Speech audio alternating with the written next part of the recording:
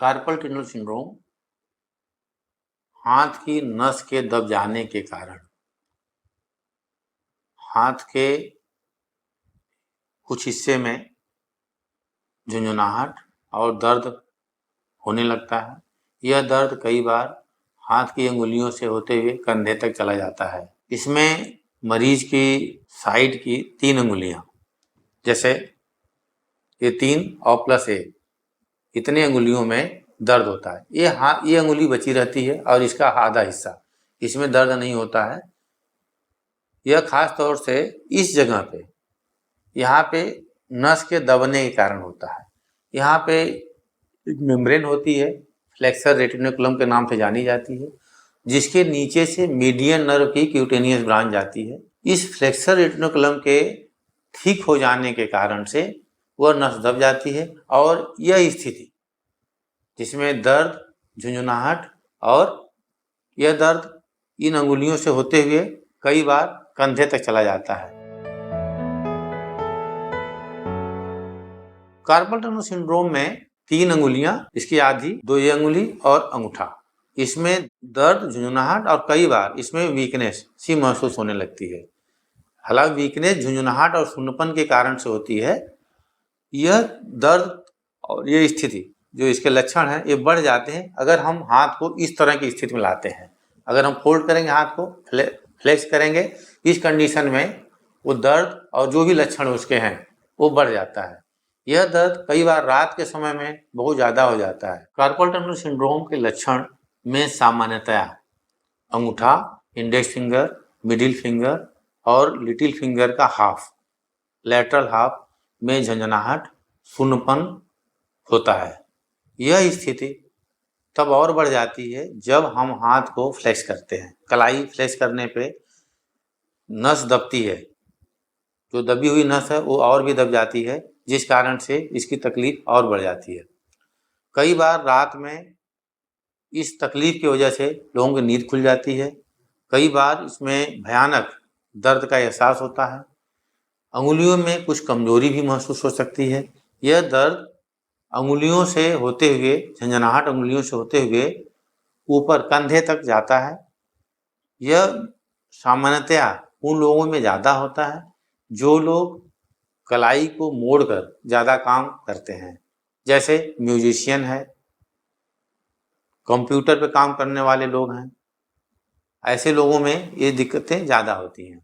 Plus यह कई बार तो पेपर पकड़ने की स्थिति में, जैसे पेपर पकड़ते हैं, यहाँ फ्लेक्स होता है और वो दर्द जो है ट्राइगर हो जाता है। कई बार रात में सोए समय हाथ फ्लेक्स हो जाता है अनजाने में और एक कंडीशन ज़्यादा हो जाती है। इसके कारण हाथ को इस स्थिति में, जैसे मोबाइल या कंप्यूटर ज़्यादा चलाने से, म्यूजिशियन के हाथ में, या इस तरह की स्थिति में काम करने से, अगर हम कलाई को बहुत ज़्यादा मोड़ के बहुत लंबे समय तक बार बार काम करते हैं तो ये जो फ्लेक्सर रेटिकुलम है वो ठीक हो जाती है और जिस कारण से मीडियन नर्व की क्यूटेनियस ब्रांच दब जाती है और उसके लक्षण आने लगते हैं।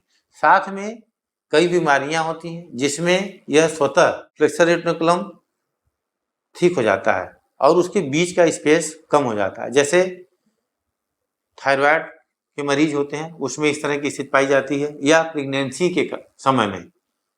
के समय में भी यह लक्षण बढ़ जाता है। Carpal tunnel syndrome median nerve, जिसे मध्य नाड़ी भी कहा जाता है, कि कार्पल टनल से गुजरने के, जो एक कार्पल टनल फ्लेक्सर रेटिकुलम के नीचे का स्पेस होता है जिसमें एक टनल सा स्ट्रक्चर बनता है, उससे गुजरने की स्थिति में दबाव का होना कार्पल टनल सिंड्रोम की स्थिति को पैदा करता है। यह स्थिति कई बार लोकल प्रॉब्लम की वजह से भी हो सकती है, कई बार जनरलाइज्ड प्रॉब्लम की वजह से हो सकती है। कई बार क्या होता है कि हड्डी, अगर वहाँ पे कार्पल टनल के पास में हड्डी अगर फ्रैक्चर हो जाती है, जिस कारण से कार्पल टनल की डायमीटर कम हो जाती है और मीडियन नर्व की ब्रांच दब जाती है, जिस कारण से लक्षण पैदा होता है। कई बार प्रेगनेंसी के कारण होने लगता है।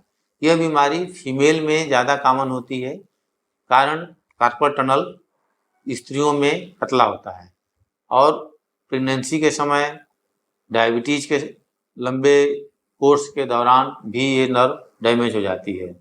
रूमेटॉइड आर्थराइटिस में अक्सर इस तरह की प्रॉब्लम पैदा हो जाती है। कई बार इस एरिया की बोन टीबी या इन्फेक्शन है तो उसमें भी टनल की डायमीटर कम हो जाती है और कार्पल टनल सिंड्रोम का लक्षण आने लगता है। कई बार यह बीमारी शरीर में असंतुलित तरल पदार्थ की मात्रा की वजह से भी होने लगती है। मोटापा एक कारण होता है जिसमें शरीर में फैट और वाटर का जमाव होने के कारण से टनल का डायमीटर कम हो जाता है और ये मीडियन नर्व दबने लगती है, जिस कारण से टनल सिंड्रोम का जो है लक्षण आने लगता है। कार्पल टनल सिंड्रोम की उपचार से पहले हमें इस चीज़ को देखना पड़ेगा कि कारण क्या है। कारण के निवारण के बगैर बीमारी ठीक नहीं हो सकती है, इसलिए हमें पहले ये देखना पड़ेगा कि कार्पल टनल सिंड्रोम है किस लिए। अगर हमें पता चल जाता है कि वो जनरलाइज्ड प्रॉब्लम है, जैसे डायबिटीज़ है, थायराइड या ओबेसिटी है, तो हमें उस चीज़ को कंट्रोल करने की ज़रूरत पड़ेगी। कई बार आर्थराइटिस या बोनी इंजरी की वजह से कार्पल टनल का डायमीटर अगर कम हुआ है तो उस कंडीशन में उस पार्ट को क्योर करने की ज़रूरत रहेगी। लेकिन अगर उसको कुछ ऐसी स्थितियां हैं जिसको हम कन्वर्ट नहीं कर सकते हैं तो वो ऐसी स्थिति में फ्लेक्सर रेटिकुलम को इंसाइज कर दिया जाता है, जिससे वहाँ स्पेस बढ़ जाता है और टनल डायमीटर बढ़ने से मीडियन नर्व जो दबी हुई है रिलीज हो जाती है और उसके लक्षण काफ़ी हद तक कम हो जाते हैं। कुछ बीमारियां ऐसी हैं जिसमें मेडिसिनल ट्रीटमेंट पहले देना ज़रूरी हो जाता है, जैसे अगर शरीर में पानी की मात्रा बढ़ी है तो उसको हमें कम करने की ज़रूरत होगी। मोटापा अगर बढ़ा है तो उसको कम करने की ज़रूरत है। अगर प्रेगनेंसी के कंडीशन में इस तरह का लक्षण हुआ है तो संभवतः ये माना जाता है कि जैसे ही, और इसको देखा भी गया है कि प्रेगनेंसी के बाद काफ़ी हद तक लक्षण कम हो जाते हैं। सबसे पहली ज़रूरत होती है मरीज को हाथ को फ्लेक्स ना करे। उसको जब भी कुछ वर्क करना पड़े वो उस स्थिति में कोशिश करे कि हाथ को कम से कम मोड़े। अगर वो नहीं मोड़ सकता है तो उसमें काफ़ी हद तक उसको रिलीफ हो जाता है। इसके लिए स्प्लिंट का भी सहारा लिया जाता है, जिससे मरीज को हाथ फ्लेक्स ना करे, इसलिए एक सपोर्ट दिया जाता है। दूसरी चीज़ें, जैसे अगर वो वर्क रिलेटेड प्रॉब्लम है, जैसे कंप्यूटर जनरेटेड प्रॉब्लम है, म्यूजिशियन है, तो उसको कुछ चीज़ें अपने वर्क में सुधार लाने की ज़रूरत होगी, क्योंकि बगैर कारण का निवारण किए समस्या का समाधान नहीं हो सकता है। लास्ट में बचती है सर्जरी। अगर सब चीज़ें करने के बाद भी मरीज को आराम नहीं मिलता है तो सिंपल छोटा सा ऑपरेशन, जो एक झिल्ली है जिसको मैंने बताया फ्लेक्सर रेटिकुलम के नाम से जानी जाती है, एक बाउंड्री होती है कार्पल टनल का, उसको इंसाइज कर दिया जाता है, स्पेस कार्पल टनल का डायमीटर बढ़ जाता है और नर्व रिलीज हो जाती है। कार्पल टनल सिंड्रोम के रोकथाम के लिए, जैसे हमने बताया, ज़्यादातर फीमेल में प्रॉब्लम होती है। फीमेल को हाथ बार बार फ्लैश करके काम करना भी पड़ता है। उस चीज़ से शुरू से अगर वो ध्यान रखें तो काफ़ी हद तक बचाव किया जा सकता है। जैसे दूसरा कारण मोटापा है।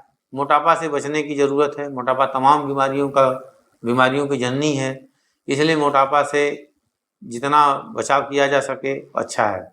दूसरी चीज़, समय पे इलाज लेना ज़रूरी है। अगर तकलीफ़ है, जांचें कराएं, डॉक्टर से संपर्क करें और उसका समुचित निदान करें।